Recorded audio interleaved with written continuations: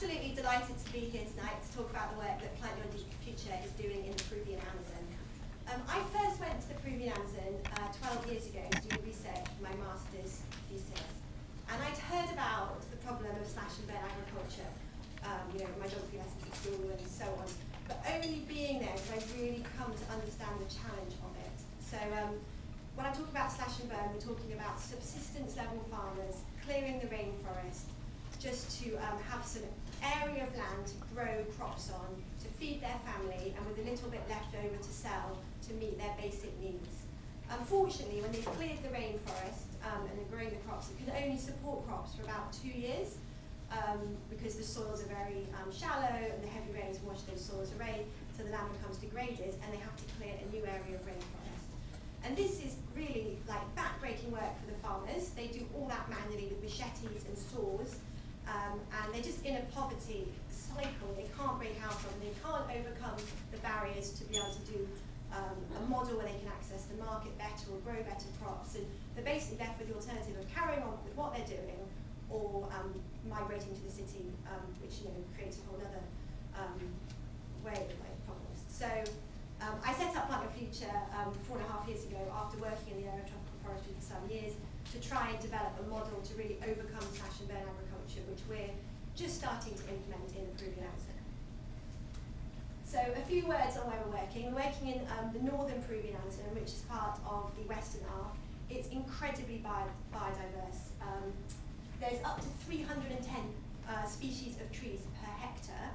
To put that in context, there's only 32 species of native trees in the UK, the whole of the UK. So it's it's incredibly valuable for plants, and obviously with that all kinds of cure in terms of medicine and so on. And it's the home to lots of endangered and amazing species such as jaguar, pink dolphins, rare birds such as the gnatcatcher. The Amazon is also a really important store of carbon, locks up carbon in the forest, and when the forest is cleared, that carbon dioxide is released into the atmosphere and is contributing to climate change. And in a general sense, the forest plays a huge role in regulating rainfall and so on for the entire world. So it's a huge local and international value. And it's also the home to thousands of people who depend on it for their food and their shelter and their everyday needs. Unfortunately, the forest is being cleared, and the main driver is slash and burn agriculture, the process I was just describing to you, by poor subsistence farmers, like thousands of them deforesting. In the last 10 years, an area of the size of Scotland was deforested in Peru, so it's quite serious. And this is what an area of rainforest would look like after it's been cleared. This is maybe after 2 years of being farmed and ranched.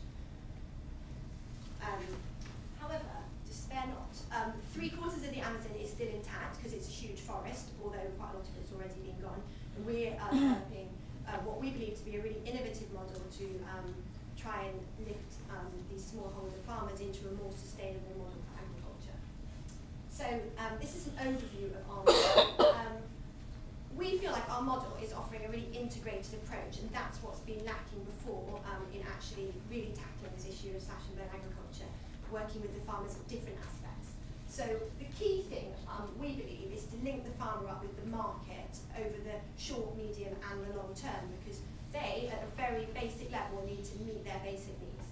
So we're planting crops with them, the normal crops they would plant, such as bananas, maize, but also some newer, more innovative crops such as chili peppers, which they haven't farmed on such a large scale before, and which have got really interesting market potential and can just produce on an ongoing basis. You don't just have one harvest. If you prune them properly, they can keep producing month on month. Secondly, we're planting fruit trees, which would start producing sort of orchard crops from year 4.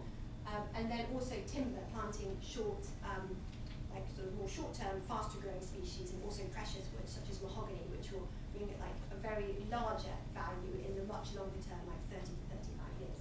And then a payments for ecosystem service element, which is selling carbon offsets. So quantifying the carbon that's stored in the trees as they grow and selling that as a carbon offset to generate an extra income stream throughout the project lifetime. But the key is really that it's an integrated model. We're connecting the farmers with the market and moving them from being just like selling informally in the market to actually actually like forming trade associations, building their social capacity, building their ability to actually do business, and that means they can then not just sell like the lowest price through intermediaries or at the market stall where they have to wait all day long, but actually sell through a contract and really get better value for their produce. So we're currently working in Iquitos, where we've already planted 20,000 trees and have our initial pilot, and we're asking for money tonight to do a new pilot in the Ucayali area in the region of Camplere. This is one of the families we're working with. This is like their house, very basic. We're providing all kinds of support to the farmers, technical support in creating nurseries, doing pruning.